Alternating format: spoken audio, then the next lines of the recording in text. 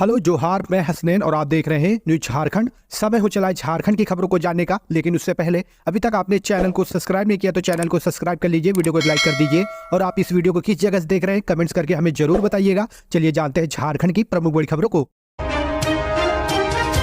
भाजपा में शामिल हुई शिबू सोरेन की बहू सीता सोरेन। लोकसभा चुनाव से पहले झारखंड में झारखंड मुक्ति मोर्चा को एक बड़ा राजनीतिक झटका लगा है। जेएमएम के संस्थापक और आदिवासी समाज के बड़े नेता माने जाने वाले शिबू सोरेन की बड़ी बहू सीता सोरेन मंगलवार को भाजपा में शामिल हो गई। भाजपा राष्ट्रीय महासचिव विनोद तावड़े और झारखंड के चुनाव प्रभारी लक्ष्मीकांत वाजपेयी एवं अन्य नेताओं की मौजूदगी में सीता सोरेन ने मंगलवार को पार्टी मुख्यालय में भाजपा का दामन थाम लिया। भाजपा राष्ट्रीय महासचिव विनोद तावड़े ने सीता सोरेन को आदिवासी समाज की बड़ी और महत्वपूर्ण महिला बताते हुए पार्टी में उनका स्वागत किया और साथ ही साथ यह भी दावा किया कि उनके आने से पार्टी को आगामी चुनाव में झारखंड में फायदा होगा। भाजपा में शामिल होने के बाद सीता सोरेन ने कहा कि झारखंड में जल जंगल और जमीन की उपेक्षा हो रही है, लोगों का पलायन हो रहा है और राज्य की जनता बदलाव की मांग कर रही है। उन्होंने कहा कि झारखंड को बचाने के लिए उन्होंने मोदी के परिवार में शामिल होने का फैसला किया है। चुनाव के दौरान अपने साथ कितना कैश ले जा सकते हैं, सीईओ झारखंड ने दिया ये जवाब।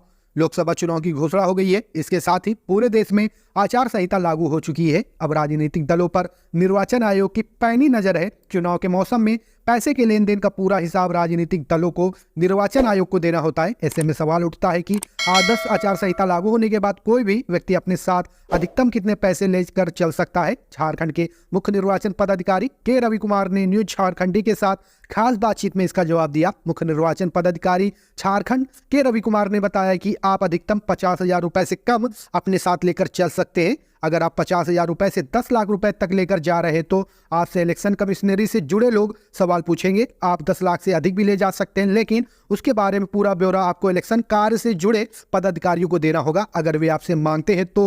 उन्होंने कहा कि अगर अधिकारी आपके जवाब से संतुष्ट हो जाते तो आपको जाने दिया जाएगा। अगर आप अपने जवाब से अधिकारी को संतुष्ट नहीं कर पाते तो आपका पैसा जब्त किया जा सकता है। झारखंड में झमाझम बारिश, गरज के साथ ओलावृष्टि, आज ऑरेंज अलर्ट। झारखंड में पिछले 24 घंटे में कई स्थानों पर बारिश हुई। राजधानी समेत पूरे राज्य में गरज के साथ बारिश और कहीं कहीं वज्रपात होने का अलर्ट जारी किया गया है। 20 मार्च को यानी कि आज रांची समेत राज्य के विभिन्न हिस्सों में बारिश होने का पूर्वानुमान जताया गया है। पिछले 24 घंटे के दौरान पश्चिम सिंहभूम के मंझगांव में 32.4 मिलीमीटर बारिश दर्ज की गई, जबकि धनबाद के मैथन में 25 मिलीमीटर, बोकारो में 20 मिलीमीटर, रामगढ़ में 13, रांची में 10 मिलीमीटर, सिमडेगा में 4.2 मिलीमीटर, जमशेदपुर में 6.2 मिलीमीटर समेत राज्य के कई अन्य हिस्सों में हल्की बारिश हुई। राज्य में बारिश होने से विभिन्न जिलों के तापमान में कमी आई है। अधिकतम तापमान 2 डिग्री नीचे गिरा है। झारखंड की नई गृह सचिव बनाई गई वंदना डाडेल, अधिसूचना जारी। झारखंड की नई गृह सचिव वंदना डाडेल बनाई गई है, इसकी अधिसूचना जारी कर दी गई है।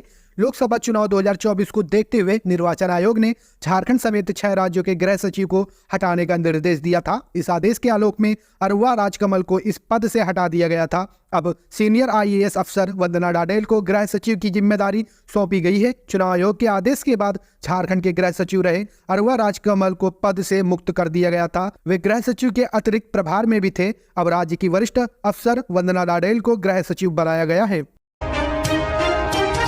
बीपीएससी टीआरई 3.0 पेपर लीक, रद्द हो सकता है एग्जाम, उम्मीदवार रखें इन बातों का ध्यान। बिहार लोक सेवा आयोग के द्वारा 15 मार्च को आयोजित शिक्षक भर्ती परीक्षा को लेकर संशय के बादल मंडरा रहे हैं। दरअसल पेपर वाले दिन ही पेपर से ठीक पहले परीक्षा लीक की खबर सामने आई थी, जिसके बाद से ही परीक्षा को रद्द किए जाने की मांग की जा रही है। हालांकि बिहार लोक सेवा आयोग ने रविवार को विश्वसनीय साक्ष्य के अभाव में शिक्षक भर्ती परीक्षा के तीसरे चरण को रद्द करने से इनकार कर दिया, लेकिन आर्थिक अपराध इकाई अभी रुख पर अड़ी हुई है। आर्थिक अपराध यूनिट के एक वरिष्ठ अधिकारी ने कहा कि वह गिरोह की तलाश कर रहे हैं। जैसे ही हमें पुख्ता सबूत मिल जाएंगे तो परीक्षा को रद्द करने का फैसला लिया जा सकता है। इस दौरान उन अधिकारियों ने ही बताया कि जिन छात्रों ने यह परीक्षा दी है उनसे यह अपील की जा रही है कि वह परीक्षा से जुड़े सभी दस्तावेज और कंप्यूटर में रखी डेटा को संभाल कर रखें। उन्होंने कहा, हमने बीपीएससी से परीक्षा से संबंधित नहीं एक नोडल अधिकारी नियुक्त करने का भी अनुरोध किया है ताकि हम उससे आवश्यक जानकारी एकत्र कर सकें। पूर्व मुख्यमंत्री हेमंत सोरेन के जेल में रहने से दुखी झामुमो नेता नहीं खेलेंगे होली, मिलन समारोह भी नहीं होगा आयोजित। पूर्व मुख्यमंत्री हेमंत सोरेन के जेल में रहने से दुखी झामुमो पलामू के नेताओं ने मंगलवार को सामूहिक रूप से निर्णय लिया कि इस वर्ष होली नहीं खेलेंगे, साथ ही होली मिलन समारोह आयोजित नहीं किया जाएगा। मंगलवार को जिला कार्यालय में पदाधिकारियों और कार्यकर्ताओं के साथ बैठक के बाद जिला अध्यक्ष राजेंद्र सिन्हा ने यह निर्णय लिया। जिला अध्यक्ष ने कहा कि सबों ने आपसी सहमति से पूर्व मुख्यमंत्री हेमंत सोरेन के जेल से बाहर निकलने तक होली मिलन समारोह आयोजित नहीं करने और होली नहीं खेलने का निर्णय लिया है। जांच एजेंसी के नाम पर विदेशी नागरिकों से कर रहे थे ठगी, सीआईडी ने मारा छापा तो हो गया पर्दाफाश। रांची के अपर बाजार स्थित किशोरगंज चौक के समीप संचालित हो रहे अंतर्राष्ट्रीय कॉल सेंटर से जांच एजेंसी के नाम पर विदेशी नागरिकों से लूट की जा रही थी। सूचना पर अपराध अनुसंधान विभाग के अधिकारी जांच में जुट गए हैं। सीआईडी के डीजी अनुराग गुप्ता के अनुसार सोमवार को किशोरगंज चौक के समीप बीएम हाइट्स स्थित कार्यालय में अंतर्राष्ट्रीय कॉल सेंटर मिलने की सूचना मिली। सीआईडी के अधिकारी ने इसका सत्यापन किया तो पाया कि इकरामुल अंसारी व रविकांत रिंकी कंसल्टेंसी सर्विसेज जीजी इन्फोटेक व आराग्या ग्लोबल प्राइवेट लिमिटेड के नाम से एक फर्जी कॉल सेंटर का संचालन कर रहे थे।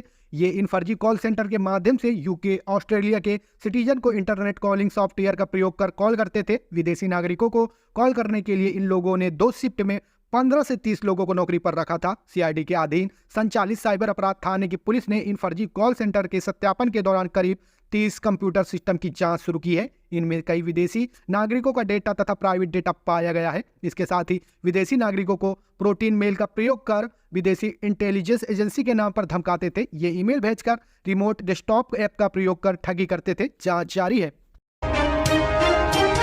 Film development council of Jharkhand में आदिवासियों को प्रतिनिधित्व नहीं मिलने पर विवाद। राज्य में सरकार की ओर से हाल ही में गठित film development council of Jharkhand में आदिवासियों को प्रतिनिधित्व नहीं मिलने पर विवाद खड़ा हो गया है। भाजपा के साथ साथ सत्तारूढ़ गठबंधन में शामिल कांग्रेस के नेताओं ने इस पर विरोध दर्ज कराया है।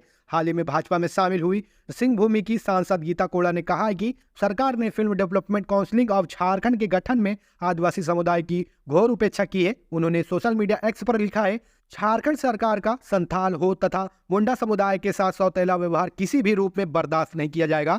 सरकार ने फिल्म डेवलपमेंट काउंसिल में इन तीनों समुदाय के प्रतिनिधि को शामिल नहीं कर इनकी घोर उपेक्षा की है। यदि सरकार शीघ्र ही इन समुदाय के प्रतिनिधियों को काउंसिल में शामिल नहीं करती है तो इसका घोर विरोध किया जाएगा। बिजली बिल बकायेदारों की अब खैर नहीं, बचना है तो कर ले ये काम वरना होगी बड़ी कार्रवाई। पलामू के हैदरनगर थाने में झारखंड बिजली वितरण निगम लिमिटेड के अभियंताओं ने विशेष छापेमारी अभियान चलाया। 10 लोगों को बिजली का अवैध उपयोग करते पाया गया। बिना बिजली कनेक्शन बिजली का उपयोग करने वाले 10 लोगों के खिलाफ हैदरनगर थाने में प्राथमिकी दर्ज कराई गई है। सभी 10 लोगों पर 92,000 रुपए का जुर्माना लगाया गया है। अवर विद्युत प्रमंडल जपला के कनी अभियंता प्रदीप कुमार सिंह ने बताया कि छापेमारी अभियान के दौरान राजू राजवंशी, अशोक राम, सुरेंद्र राम, सरोज कुमार पासवान, रामधार प्रजापति, अजय कुमार, अरविंद राम, जानिसार अंसारी, कामेश चौहान व देवराज चौहान को आरोपित बनाया गया है। उन्होंने कहा कि ये सभी हैदरनगर थाने क्षेत्र के निवासी हैं। इस अभियान में उनके अलावा सहायक अभियंता राम प्रसाद महतो, मानव दिवस कर्मी जितेंद्र ठाकुर, मनोज कुमार शामिल थे। छापेमारी जारी रहेगी। उन्होंने कहा कि 5,000 रुपए से अधिक बकायेदारों के खिलाफ भी कार्रवाई की जाएगी। उन्होंने बकायेदारों को बिल जमा करने की हिदायत दी है। बताया गया है कि इस माह होली की वजह 26 मार्च को लगने वाला शिविर 29 मार्च को हैदरनगर की तिवारी कॉम्प्लेक्स में लगाया जाएगा। शिविर में बिल का भुगतान समेत अन्य समस्या का समाधान किया जाएगा। रांची के बुढ़मू जंगल से नक्सली दिलेश्वर गच्छू गिरफ्तार, बाइक बरामद, टीएसपीसी के सदस्य ऐसे चढ़ा पुलिस के हत्थे। रांची के बुढ़मू व ठाकुर गांव पुलिस एवं स्पेशल क्यूआरटी ने मंगलवार की दोपहर टीएसपीसी के राहुल गच्छू के दस्ते के सदस्य को गिरफ्तार कर लिया। गुप्त सूचना के आधार पर मक्का सीरम जंगल में विशेष अभियान चलाया गया। इसी दौरान ब्लू रंग की अपाची बाइक पर सवार 3 उग्रवादियों को रुकने का इशारा किया गया। पुलिस को देखते ही उग्रवादी बाइक छोड़ जंगल की ओर भागने लगे। उन्हें खदेड़ने के दौरान एक उग्रवादी पुलिस के हत्थे चढ़ गया, जबकि कमांडर राहुल गच्छू उर्फ प्रधान जी उर्फ खलील जी अपने एक साथी के साथ भागने में सफल रहा। गिरफ्तार उग्रवादी से पुलिस पूछताछ कर रही है। मौके से बरामद बाइक चोरी की बताई जा रही है। दुमका के चर्चित पेट्रोल कांड में आया फैसला, शाहरुख हुसैन व छोटू उर्फ नईम दोषी करार। 28 मार्च को सुनाई जाएगी सजा।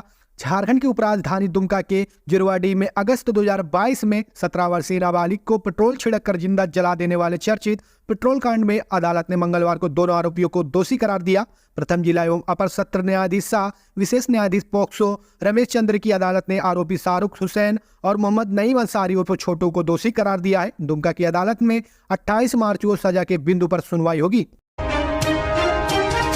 आरजेडी के खाते में गई झारखंड की ये 2 हॉट सीट, होली के बाद होगा बड़ा ऐलान। झारखंड सरकार के इस नेता ने दिया संकेत, चतरा और पलामू लोकसभा सीट राजद के हिस्से में जाना करीब करीब निश्चित हो गया है। राजद दोनों सीटों से चुनाव लड़ने की तैयारी कर ली है। चतरा से झारखंड सरकार के कौशल विकास सह उद्योग मंत्री सत्यानंद भोक्ता और पलामू के ममता भुइयां को उम्मीदवार बनाया जाएगा। पार्टी ने दोनों की उम्मीदवारी को हरी झंडी दे दी है। वैसे दोनों के नामों की विधिवत घोषणा होली पर्व के बाद होने की उम्मीद है। इसकी पुष्टि मंत्री सत्यानंद भोक्ता स्वयं की है। उन्होंने न्यूज झारखंडी से बातचीत में कहा है कि पार्टी हाईकमान ने चुनाव लड़ने का निर्देश दिया है। निर्देश के आलोक में तैयारियां प्रारंभ कर दी हैं। यदि ऐसा होता है तो यह चतरा संसदीय क्षेत्र के लिए अप्रत्याशित और ऐतिहासिक होगा, चूंकि सामान्य सीट है। चतरा की सामान्य सीट से पहली बार किसी जन आधार वाली पार्टी का उम्मीदवार अनुसूचित जनजाति से होगा। मंत्री भोक्ता इससे पहले अनुसूचित जाति की श्रेणी में आते थे, लेकिन वर्ष 2022 में केंद्र सरकार ने भोक्ता समाज को अनुसूचित जनजाति में शामिल कर दिया है।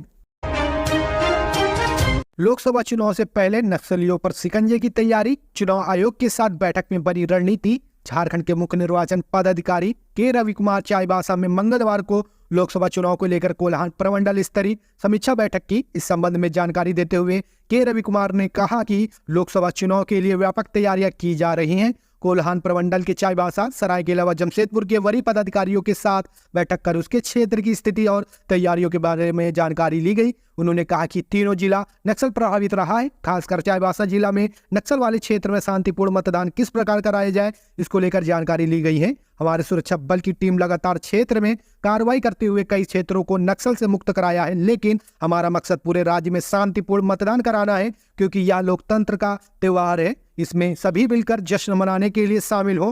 बैठक में कुछ कमी देखने को मिली है, उसे दूर करने के लिए आवश्यक दिशा निर्देश भी दिए गए हैं।